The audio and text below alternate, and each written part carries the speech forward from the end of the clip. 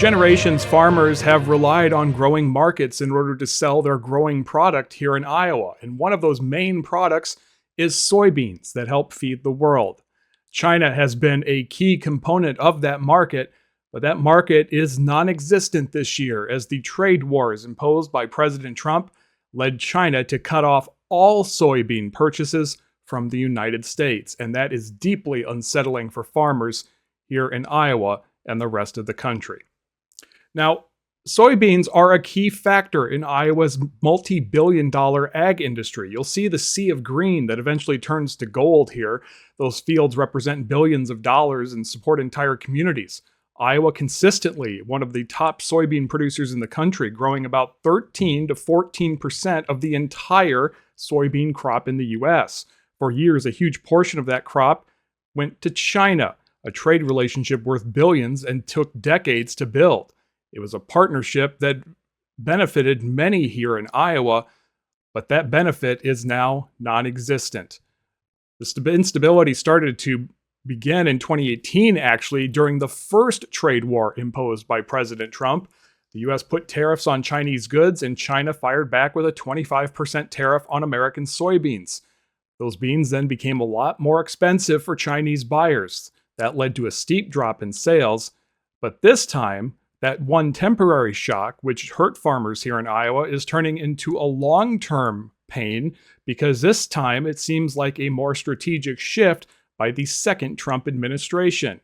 China has been systematically diversifying, turning now to Brazil, Argentina, and other countries to satisfy its appetite for beans. From January to August of this year, U.S. soybean exports to China have fallen dramatically. So while American farmers harvested a big crop this year, their biggest customer is busy buying from our competitors. That's seen exports to China skyrocketing from Brazil, filling the gap the U.S. is left behind. Now, this isn't just a problem for farmers. The economic strain is being felt all across the state. With prices down and fewer sales, many farmers are facing intense pressure on their net cash income, with early projections for 2025 being some of the most challenging in recent memory.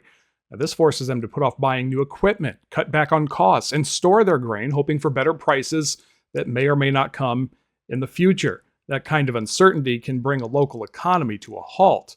You can see the impact in the pressures facing major agricultural companies, with some announcing layoffs, and in the struggles of local grain elevators, which have been wary of the volatile market. When farmers have less money to spend, the entire state feels it, from the small-town diners to the large manufacturers. Between the Trump administration and China, it goes far beyond agriculture. It's touching on everything from technology to national security. Soybeans just happen to be a powerful pawn in this ongoing conflict.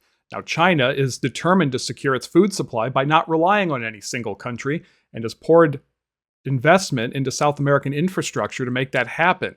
Meanwhile, the U.S. administration is suggesting it might offer another round of financial aid to farmers, something it had to do to the tune of tens of billions of dollars in 2018. But farmers say they'd rather have the trade than the aid.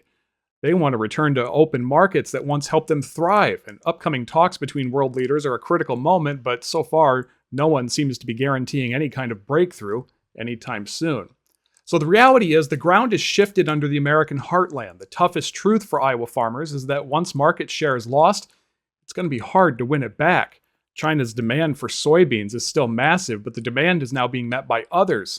And since the trade war began, Brazil has significantly ramped up its production, with some estimates showing it jumping 30% over last year. But there are some bright spots. A record surge in domestic demand for biofuels is creating a bit of a new market here at home.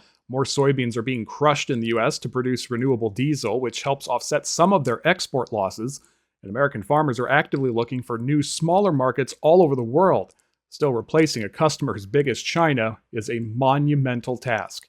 The future for Iowa soybean farmers and the rest of the nation's farmers is no longer a sure thing. The question isn't just about whether the old relationship with China can be fixed, but how American agriculture can adapt to a new global landscape where it's no longer the default supplier. The answer will shape the future of farms that have fed the world for generations. So what do you think about a long-term solution for American farmers? Should we be bailing them out, and how do we get markets back for their industry? Share your thoughts in the comments section below, and be sure to subscribe to our channel for more videos like this.